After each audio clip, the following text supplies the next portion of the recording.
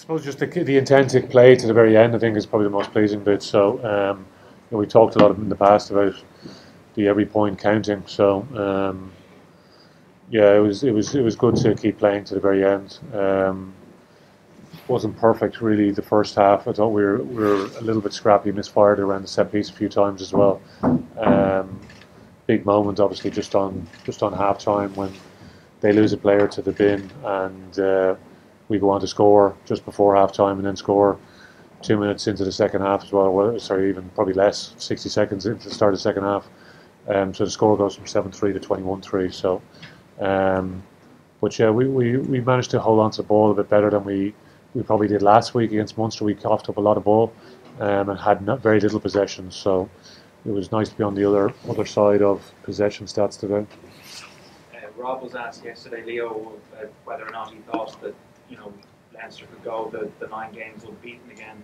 Based on the evidence of that, I mean, there's certainly enough to suggest that you're probably good. Yeah, we just need to be careful that we're not getting too far out of ourselves. We played one game, and no one else has played yet in Europe. So there's a lot of very good teams in Europe at the moment. I think it's been tough for Wasps because they have a lot of injuries. Lost a player to suspension during the week, so it's been a disruptive week for them. And sometimes in Europe, you only need to be a little bit off, and you come unstuck, and sometimes then the score can get out of control. And we know that ourselves because we got beaten by Wasps by 50 points in the Rico a number of years ago. So, and we got pretty heavily beaten here as well, in a game where we had a ton of possession. So it can can be little bit misleading at times. It was very close going into half time. Could have easily been 7-3. There were 15 on 15 to start the second half. So, as I said, that was a big moment in the game. But what was the most pleasing bit is we kept pushing and pushing and pushing at the end. But up until half time, there was lots of parts of our game that were probably not quite to the standard we would like. So there's definitely scope for us to get better. The influence of James Lowe, then it's fairly safe to say that like you talk about players trying to settle in well at a club over the last season or so. He's really done that. Yeah, if you think back, like James is here less than a year, so he's into his second season. But it was tricky for him last year because we talked about it quite a bit, coming off a Super Rugby season with the Chiefs, going straight into a Mitre 10 season. Obviously, the Mitre 10 is still on at the moment, and that's what he had finished. So when he got here, he'd had a fair bit of mileage on his body at that stage, and we're coming in, and everyone's up and running, and the difficulties with that. So his body needed a bit of work. Our backroom team managed him pretty well during that period to make sure he'd enough juice in the tank to get him through to the end of the season. A lot of work then again over the off season, so we think we've got him in better shape now. But yeah, I think James is someone that was. You could see a huge amount of potential in. There's still parts of his game we think we can get better again. But yeah, he's a definitely talent. Do the players see him as much of a leader as Johnny Sexton or Reece Ruddock? Yeah, in a very different way. Yeah, exactly. Yeah, but he's a very smart player. He's got really good rugby intellect. His experiences. A lot of things that we would have picked up about. Even the way the Chiefs do things. That he's brought to the team. So. It's not just the player that maybe supporters see. It's some of the intellect that we were probably attracted to as well.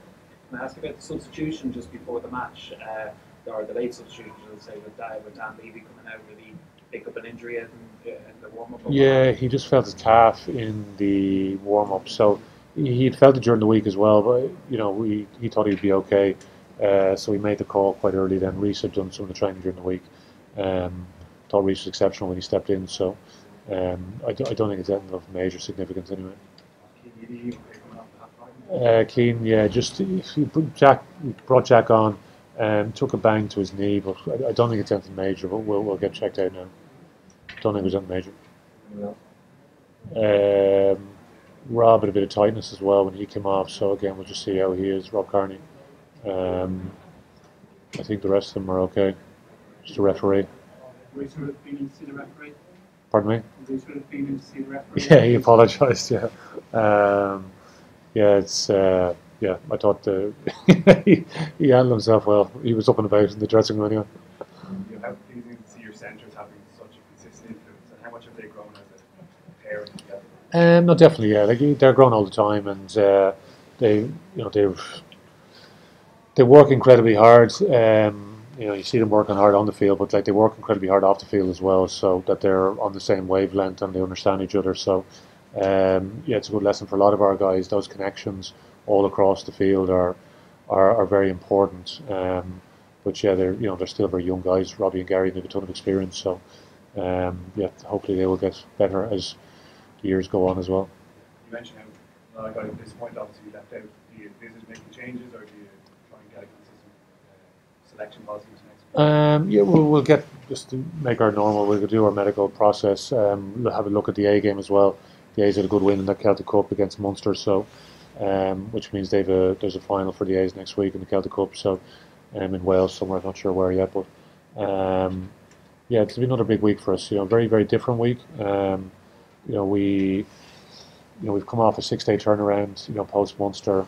Now we get the chance to get that day back and another day as well. So we have a 9-day turnaround into Toulouse. You get to see what's going on in some of the other teams around Europe at the moment. Guys get to recover over the weekend, and we get a decent week's training, hopefully.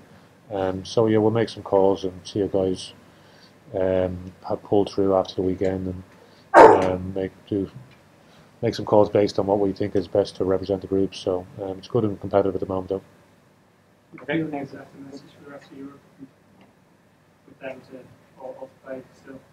I don't know. It's round one, so no one's going to get too excited at the moment, I don't think. So there's just the nature of the tournament. You play 2 rounds. There's a big break. You play another 2 rounds, another break. So there's so many variables over the course of the tournament. So we certainly don't want to be a team that's peaking in round one. So we look to try and get better.